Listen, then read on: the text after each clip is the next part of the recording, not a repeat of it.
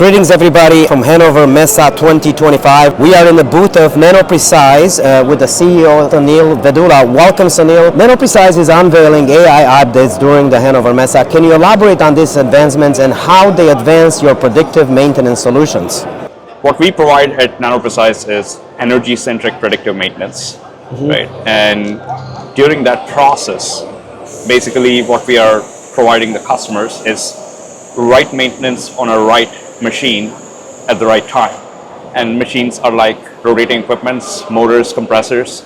So as a part of this process, we have to identify, like we take sensor data and run it through a lot of AI algorithms, whether it is domain-specific algorithms, spectrum analysis, or finally LLM models. So ultimately, we need to tell them three things. One is diagnose if there is a problem, what is the problem, and detect if there is any increase in energy consumption due to that problem, and what's the root cause of the problem, and to prescribe a maintenance insight that will fix the root cause. So as a part of that, we are revealing a lot of both domain-specific AI algorithms and now some LLM-based algorithms. And we have something really special coming up, and I cannot reveal further right now, but something is coming in the next few weeks, which is totally groundbreaking for every maintenance technician in the world. At the click of a button, he can know what is the root cause if he knows what is the fault in the machinery, and he can get a quick maintenance action. Yeah. You're joining a panel with Export Development Canada, EDC, and ABB at Hannover Messe. What's the one insight and hard lesson you plan to share about helping Canadian tech companies scale globally and stay competitive? Yes. So I think one thing so that panel is about how Export Development Canada really helped us in opening connections in different countries, because the mandate of Export Development Canada is to increase Canadian exports, and they have Canadian trade commissioners in every single country in 185 countries. So whenever we want to want to open in a new country, for example, let's say in Bahrain, right? So we always contact the local trade commissioner, and they introduce us to some of the companies, some of the people in those companies, and then we take it from there. So in that way, EDC has been really good. Apart from that, EDC has launched some program with ABB where they have given line of credit to ABB. I don't want to talk about that one too much, but basically we overall this panel is more about how we as a Canadian company have been helped by EDC, and it's very special, and many Canadian companies have access to this. Right. So EDC is very good in supporting if you are exporting it outside of Canada. Now everybody talks about AI and predictive maintenance. What's one misconception you often hear, and how is Nanoprecise proving that wrong in real world developments? Absolutely. And one of the misconceptions is that reliability and energy efficiency are two mutually exclusive things. At Nanoprecise, we are proving no. By prescribing the right maintenance on the right equipment at the right time with some energy insights, we can merge energy efficiency with reliability. Because if you maintain your car or your equipment on time, it will not just help you with a better mileage, keeping a better mileage and better efficiency, but will also avoid downtime, right? Misconception that reliability is a totally different thing than energy efficiency is something that we are changing, because most of the energy efficient solutions in the market are focusing on they're not telling the root cause of why the energy efficiency is going down or why energy consumption has gone up. What that leads is customer is always thinking, should I decrease my production to decrease my energy consumption? I can't do that, right? With Nanoprecise, we are changing that. We are saying, no. We will tell you what's the increase in energy consumption due to the maintenance requirement, because that's what you want to act on. because ultimately you have to do the maintenance from a downtime point of view. Right. But if we can show you energy consumption increase, that's like an added incentive for you to act a little bit earlier. So in this way, we are changing that misconception, by saying reliability and efficiency go hand in hand. Yeah. Now everybody's facing pressure to do more or less. How do you make the case for predictive maintenance that isn't just about avoiding unplanned downtime? It's a growth enabler. Absolutely. So if you see the global manufacturing output, right, it is dependent on the reliability of these machines, right?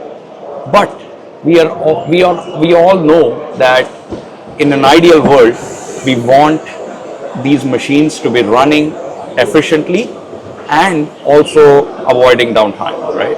So it's all about timing the maintenance action perfectly or in a most optimized manner, so that whatever uptime they have is an efficient uptime at most highest efficiency curve, but in that way you will also avoid the downtime. So it's a growth enabler in a way that it helps keep global manufacturing running while also making sure that manufacturing is not coming at the cost of the future generations. It's a makes a perfect sustainable solution in that way. That's why we call it as energy-centric predictive maintenance, and we see it as perfect enabler rather than just one way or the other. Yeah. What's the boldest claim you're comfortable making about ROI of your solution? Just from an energy standpoint, we are seeing that if users take actions based on our insights at the time when we show that their energy consumption has increased by 10 to 15%, then itself, basically we are seeing 3 to 5x ROI just in the saved energy. Yeah. But if it is also a production critical machinery, they not just save energy consumption, but the ROI on the saved downtime can be 10x, 25x like that, right? The problem is only 10 to 20% of the machine in any given plant are production critical. 80% are not. These 80% are still consuming energy. Right. And some of the slow speed equipment, they can consume a lot of energy for a long time before even encountering a downtime, right? And even when you have a downtime, you have standby equipment. So really, no, you're not saving downtime and you're not getting ROI on downtime. But if you take action early enough, the energy saved itself will provide you multiple times the ROI of this, for this technology. What's one thing that Nanoprecise does that no one else can? There's several thousands vendors here in Hanover. Maybe if you want to take that. Absolutely, I think definitely. I mean, see, anybody can do anything. Nothing is impossible in this world, right? I will be humble in my answer to that. But what Nanoprecise is really special at is our team. It's a combination of a good domain experts and people working on AI solutions.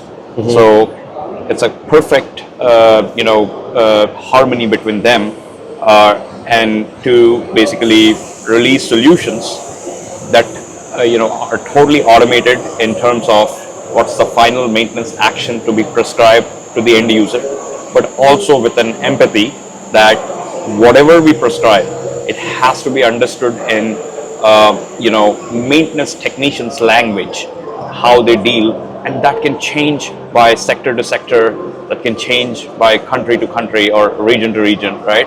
So customizing that to, while having it fully automated and still making it really human specific is a key. And our team and the composition of our team, the diversity of, if you look at Nanoprecise, really what stands out that no one has is at such an early stage, the diversity of our revenue, like how diverse is our revenue from different regions of the world, even at such an early stage.